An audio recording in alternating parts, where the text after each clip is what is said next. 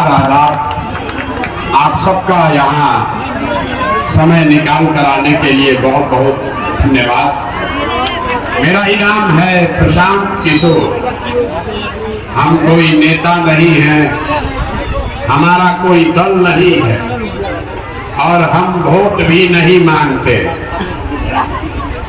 लोग बता रहा है कि भैया वोट नहीं मांगिएगा तो बिहार में नया व्यवस्था कैसे बनेगा।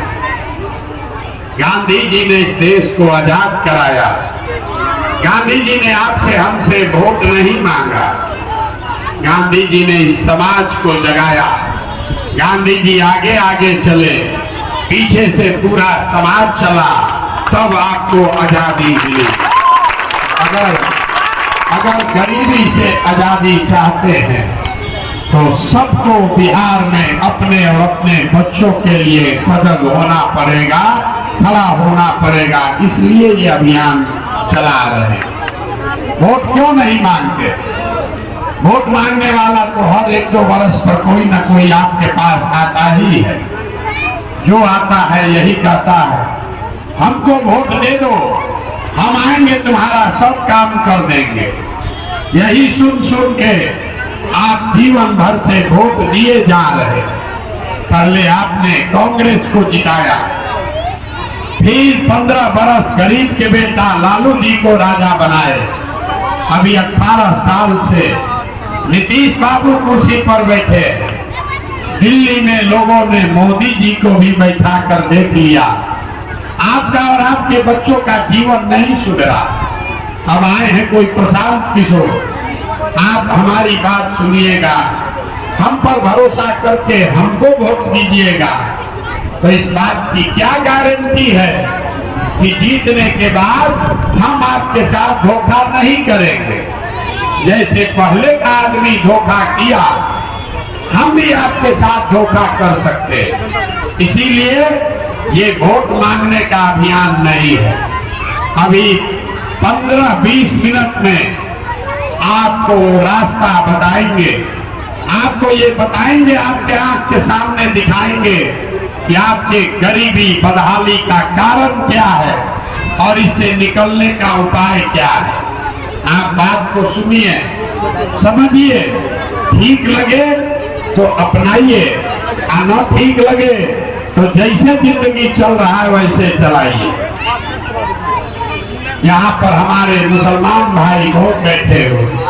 हम 5000 गांव में पैदल चलकर यहाँ पहुंचे और रोज कैमरे पर कहते हैं कि दलितों के बाद अगर सबसे ज्यादा कहीं गरीबी बदहाली दिखी तो मुसलमान भाइयों के गांव में दिखी।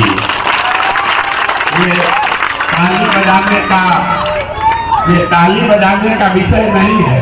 अपना दुर्दशा देखिए, अपने बदहाली की बात सुनकर ताली बजा रहे। मेरे भाई, यहाँ जितना आदमी आता है आपको ये बताता है कि मुसलमानों की बदहाली इसलिए है कि कोई कहता है हमको कांग्रेस ने ठगा, कोई बता रहा है कि लालू जी ने धोखा कर दिया, कोई कह रहा है कि मोदी और भाजपा वाले परेशान कर रहे हैं। हम आपको बताते हैं आपकी बदहाली क्यों है। आपकी बदहाली इसलिए है कि आपके कौम में जो पैगंबर साहब ने आपको बताया, आपने तो उससे भी किनारा कर लिया। ये मुसलमानों के कौम में पैगंबर साहब ने लिखा है, बताया है कि जिस कौम को अपने रहनुमाओं की समझ न हो उसके ऊपर जालिम हुक्मरानों को मुसल्लत कर दिया जाता है।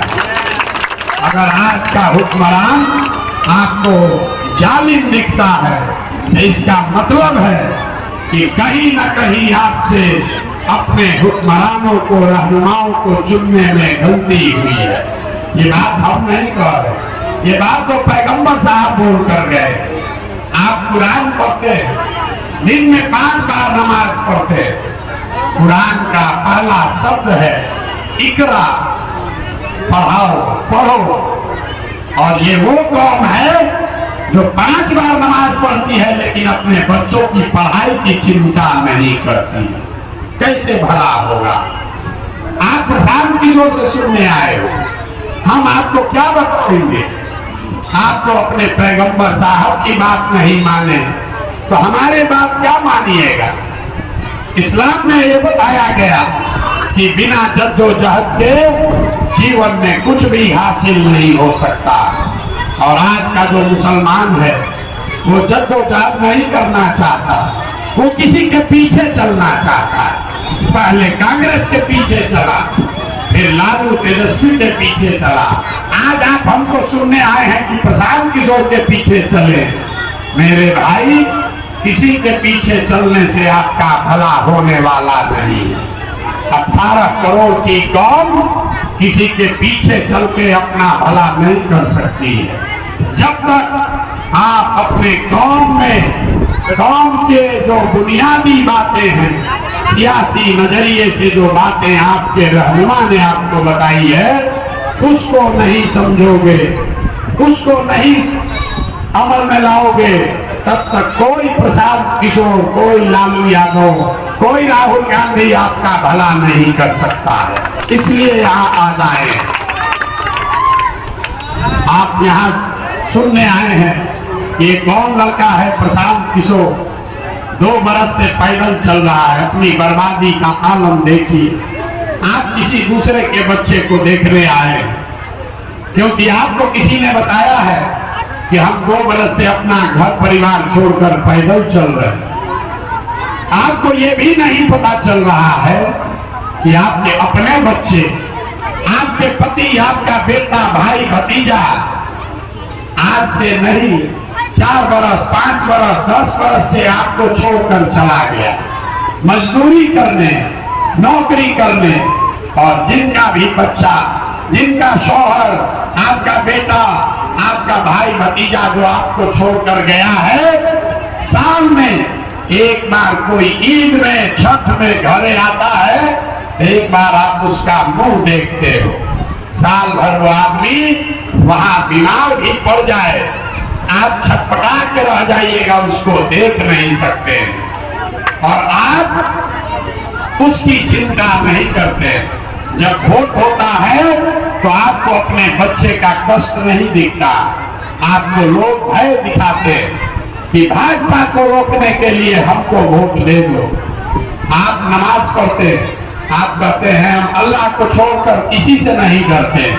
और पूरे कौम के सामने मैं कह रहा हूं, आपसे ज्यादा डरने वाला कौम पूरे देश में कोई नहीं है।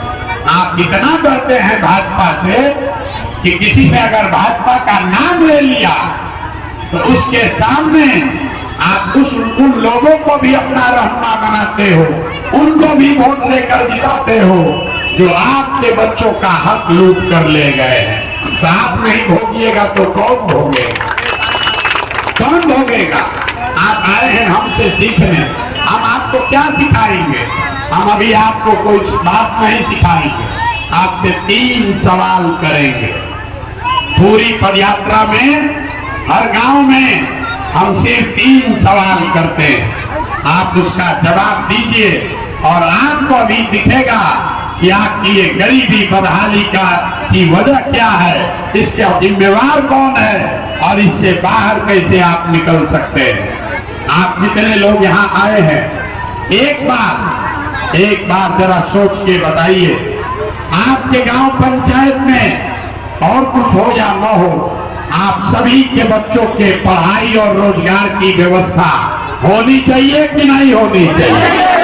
उठाइए हाथ और बताइए, होना चाहिए कि नहीं होना चाहिए? जोर से बोलिए, होना चाहिए कि नहीं होना?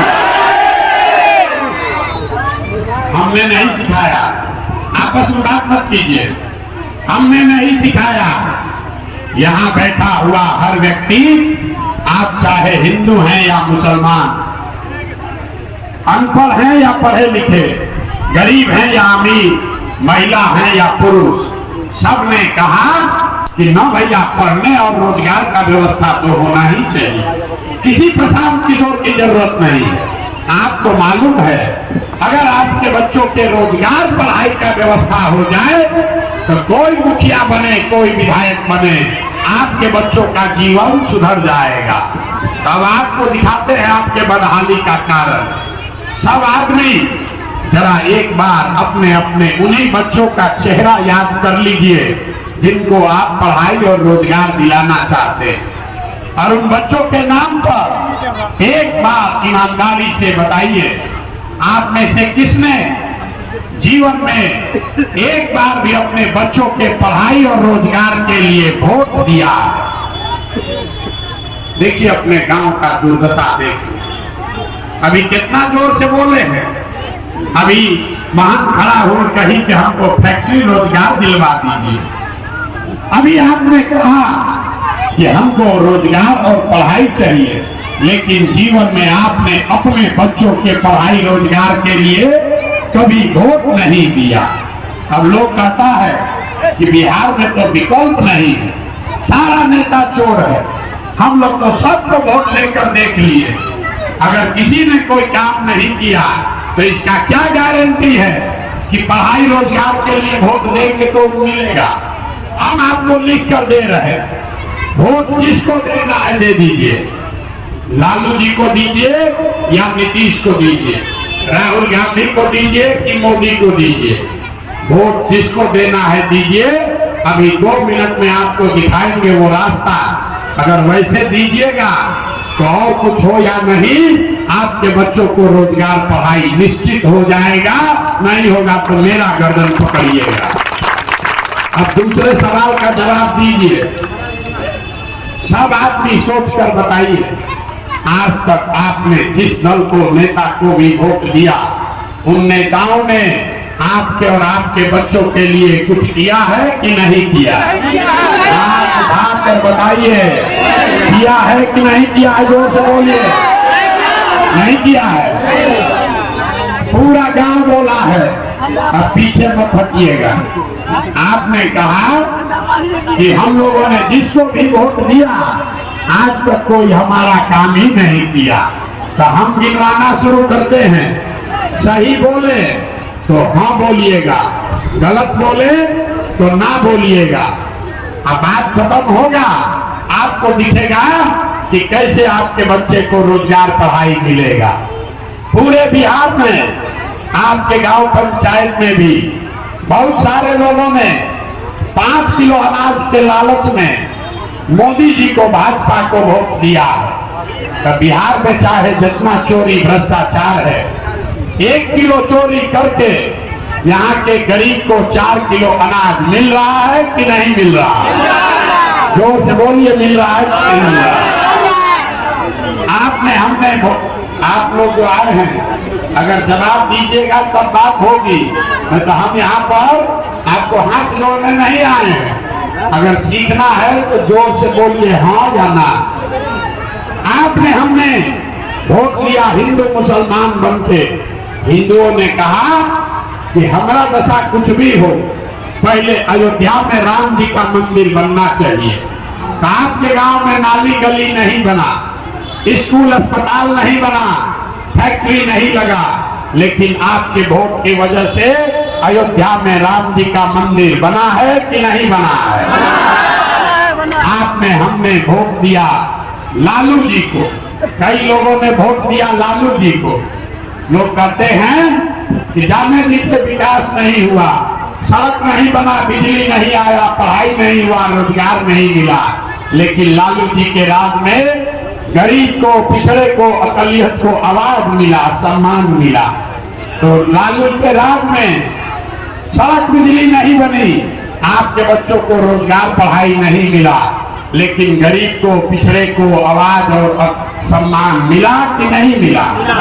जोर से बोलिए, मिला कि नहीं मिला?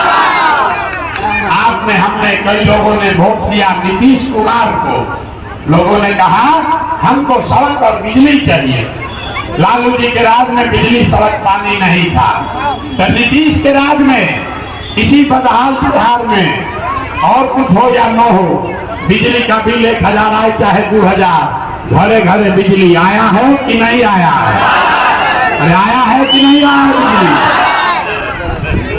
हमने वोट दिया मोदी जी का भाषण सुन के कि मोदी जी गुजरात में बड़ा विकास किए। तो भैया मोदी जी गुजरात में तो विकास कर रहे हैं, पूरे देश का पैसा ले जाकर गुजरात के गांव-गांव में फैक्ट्री लग रही है और पूरे बिहार से आज के हमारे बच्चे गुजरात में जाकर नौकरी मजदूरी कर रहे हैं कि नहीं कर रहे हैं? आपको किस बात पर वोट दिए हैं जो आप लोग को नहीं मिला? किस बात पर वोट दिए जो नहीं मिला? आपने खुद कहा अपने बच्चों के नाम पर कि भैया हम लोग अपने बच्चों के पढ़ाई रोजगार के लिए किसी को वोट नहीं दिए, तो जो वोट जिसके लिए दिए वो मिला और जिसके लिए वोट नहीं दिए वो नहीं मिला। इतने बात बताने आए, वोट नहीं मांगते, बोलिएगा बबूल तो आम कहां से खाइएगा? वोट दीजिएगा 4 किलो अनाज पर तो आपके बच्चों को रोजगार कहां से मिलेगा?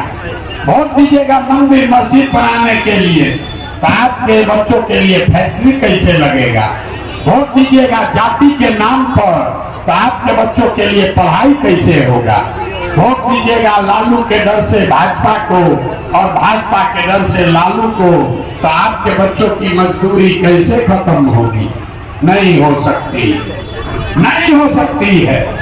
आप जिस चीज के लिए भी वोट दिए हैं वो आपको मिला है।